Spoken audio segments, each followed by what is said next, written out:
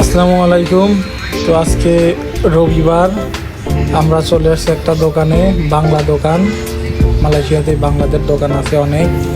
তো দেখেন এই যে সোহাগ গরুর মাংস দেখাচ্ছে। তো আমরা গরুর মাংস কিনতেছি 2 কেজির মতো আর কি। সিনার ভালো মাংস, একটা মাথাও দেখা যাচ্ছে। এখানে দেখেন মাছ আছে, অনেক জীবিত মাছ, জ্যান্ত মাছ আছে, তেলাপিয়া, শোল, মানে বিভিন্ন ধরনের মাছ থাকে না, সব ধরনের মাছ এখানে আছে। তারপরে এখানে দেখেন মুরগি আছে, আমাদের ব্রয়লার মুরগি বাংলাদেশে যেটা বলে। তো তারপরে আমরা যাচ্ছিলাম একটা দোকানে, 2 টাকা 60 পয়সার দোকান। সবাই চেনে, মালয়েশিয়াতে যারা থাকে সবাই চেনে, অনেক সস্তা সস্তা জিনিস পাওয়া যায় ওখানে।